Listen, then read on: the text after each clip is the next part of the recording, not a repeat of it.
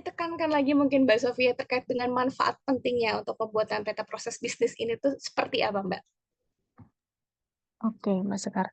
Terkait pentingnya ya, terkait penyusunan peta proses bisnis, kalau tadi kan secara pengertian dia bisa menggambarkan hubungan kerja antar unit organisasi. Sementara kita kan di unit organisasi, kementerian lembaga nggak bisa tuh kerja sendiri ya, hanya Betul. dengan unit organisasi kita sendiri. Kita perlu kolaborasi dengan unit-unit yang lain, barangkali juga kolaborasi juga dengan kementerian lembaga lain yang ada Betul. di luar instansi kita.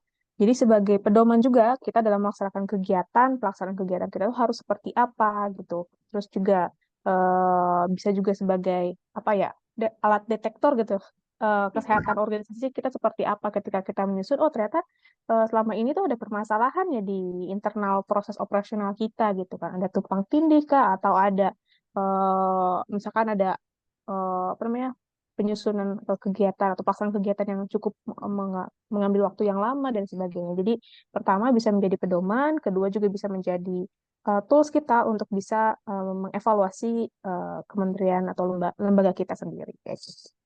Betul-betul, karena sering sekali ya di dalam organisasi itu ada yang, oh enggak kok kayaknya bukan saya yang ngerjain, kayak divisi itu deh, saling lempar begitu ya. Nah dengan peta Mm-mm. proses bisnis ini lebih tergambar jelas ya terkait dengan tupoksi masing-masing lembaga. Mungkin Mbak Sofi boleh sharing ke kami begitu ya, supaya kami lebih membuka lagi wawasan, ada pengalaman apa saat mendampingi kementerian lembaga ini untuk membuat peta proses bisnis ini nih Mbak. Dan yang paling sulit apa sih sebenarnya?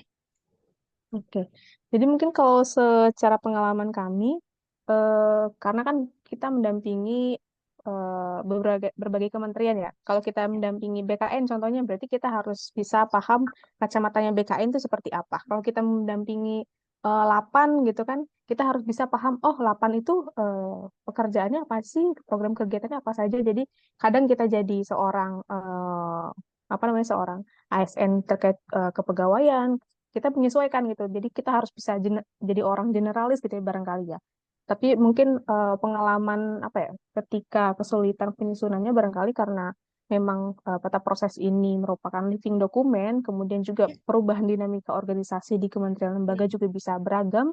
Ya, ketika kita menyusun ya mungkin barangkali tantangannya adalah bagaimana kita menyamakan persepsi antara berbagai unit kerja itu untuk bisa sepakat seia, oh kita tuh tujuannya mau bisa membentuk organisasi yang lebih agile dan sebagainya, maka kita harus bisa menyusun peta proses bisnis yang sesuai juga dengan yang bisa mengakomodasi seluruh kegiatan yang ada di instansi kita. Kemudian juga karena proses penyusunannya juga text time ya, Bu Diah ya. Betul. Mungkin kemarin juga di 8 berapa bulan gitu untuk menyusunnya sampai ke tahap evaluasi gitu. Mungkin sama CCG mungkin selesai proses penyusunan CFM. Setelah itu Bu Diah dan juga rekan-rekan juga masih ada proses evaluasi, kemudian pemantapan dan juga revisi dan sebagainya. Jadi mungkin karena text time kita juga harus bisa sama-sama dengan seluruh unit organisasi untuk bisa menjalankan ini karena ini juga kepentingan bersama gitu. Betul, betul, betul.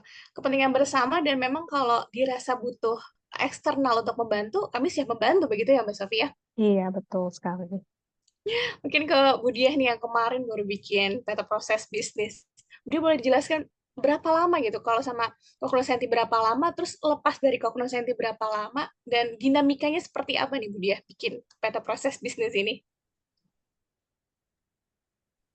Iya, aduh maaf ini karena saya di kantor jadi agak ramai kalau dari sini. Tapi saya menangkap ya tadi prosesnya berapa lama itu sebenarnya kita itu sudah merespon dari Permentan 12 2011 itu ditetapkan di 2017 itu 1 tahun ya itu waktu itu memang belum sama CCG ya. Jadi kita memetakannya itu memang berdasarkan tusi yang ada di LTK, kemudian dibuat level 1 dan 2-nya dan baru peta level 0-nya itu digambarkan kemudian karena ternyata memang di Permenpan 12 2011 itu banyak yang kurang bisa memahami itu yang dimaksud Permen ini bagaimana sih penggambaran peta proses bisnisnya.